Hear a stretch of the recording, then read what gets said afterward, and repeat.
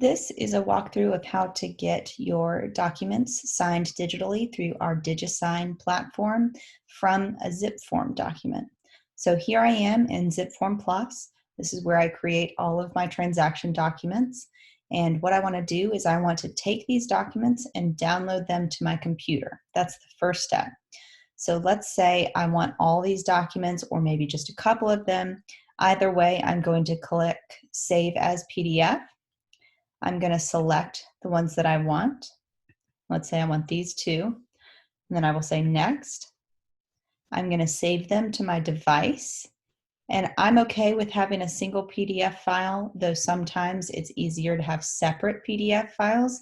If you have a lot of documents, let's say you've got a purchase agreement, a designated agency form, inspection addendum, blah, blah, blah, and you have a lot of different files, I would probably separate them. That way, when you upload them to the digital signature platform, it's easier to work with them if, let's say, you had to go back and make a change to one of those forms. You would not have to re-download the entire file. You could just do one form at a time. So I'm going to save these. It's going to come up with a pop-up, and I click this green bar to download the PDF file to my computer. So now that I've done that, I'm going to switch to going to skyslope.com, and I will log in. If you need your login information or if you need a new invite to create an account with Skyslope, just let me know and I can send that to you. My dashboard looks a little bit different than yours will since I have an admin account, but I'm going to click on this icon. That's the one you're looking for, DigiSign, digital signature. And I'm going to start a new envelope. You can assign this to a property if you truly want to, if you already have a listing and you want it to go immediately into that listings folder. However, the very easiest thing to do is just every time click No Property. Now here it's asking for what documents I want to upload. So which things do I need signed? You can either drag them in here from your files. I'm going to click Upload. And I know that mine were saved into downloads. So I'm going to take those documents. I can tell that these are the ones I wanted. I'm going to say Open. And there you see that it's uploaded here and it has transferred it over here so that you can choose a template if you have created templates in here, or if MKB has a template in here, which we do have several. But for right now, I'll get into templates in a different walkthrough. Right now, I'm just going to say Next because those are the only documents I need. Let's say I need to sign these forms, and then I also need my seller to sign these forms. So what I'm going to do is I'm going to click New Recipient. And this person's name is Seller1. And you'll want to put in their email address and what role they are. So usually what you're going to do is you'll switch between two different roles. Usually the people who are signing are either a seller or a purchaser.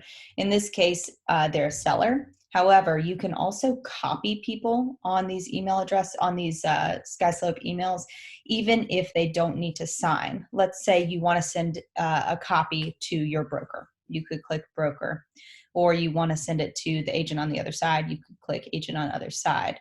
Right now, I'm going to click Seller Landlord, and don't pay attention to the order unless you need somebody to sign before another person. That happens quite rarely. And the type is defaults to this person needs to sign.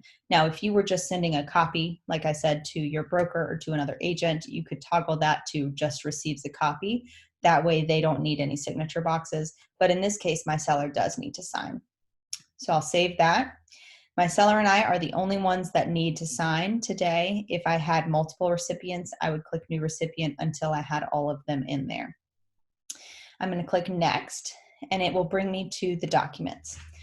The important thing to note here is when I click anywhere on these pages, it's going to come up with a box. And what box comes up is determined by which is highlighted in this very top row. You see, you can choose any of these.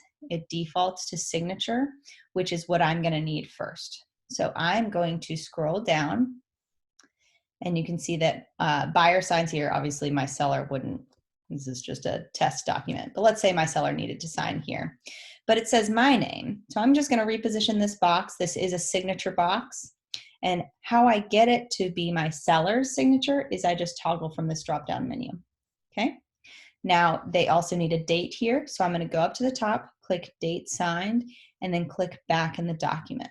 Now you can see this one defaulted to seller 1. Now, each time I switch between signers, it's going to keep that signer as the default person until you change it for that individual box. So like when I go over here and I need to sign, I'm going to go back and click signature. And when I click here, obviously it'll say seller. All you have to do to get my name in there is to toggle to me. And you go through the entire document and do that for each page that you need. Okay, you would add signatures where you needed them.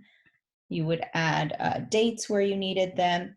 Anything that is relevant here, you position on these two documents or in this phase.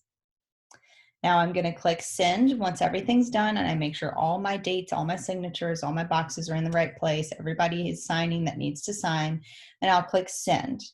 What that does is it comes up with a sort of a subject and message body box like you would see in an email. So I'm going to title this seller signed docs. And that way this will be the subject that comes up for my seller. And you can write a message if you need to. Give me a call when you get these, or let me know if you have any questions or if you have any trouble. And once you're done with that, you'll just click send for signatures. I'm not going to do that since I don't have a true email address in here for my seller, and this is just a test document. But once I clicked that send for signatures, it would say, woohoo, that's easy. And then since I'm a signer in these documents, it'll also ask me, hey, do you want to go ahead and sign now or do you want to sign later? I usually go ahead and sign now just to make sure I remember to do it. It's easier just to get it done while you're already in the Skyslope platform.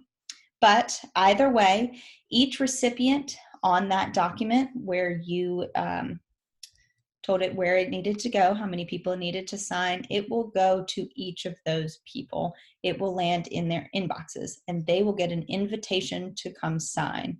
And it's a super easy platform. It's just like DocuSign if you've used that before. And it helps them to walk them through each step of the process if they have not used the Skyslope DigiSign system before. So I hope that helped. Also, whenever the documents are signed by all parties, you will get an email to your inbox that says that all parties have signed, and then an invitation for you to download the fully executed contract or whatever documents you were sending. All right, that's just the first installment of some Skyslope walkthroughs, but I hope that helped. Thank you.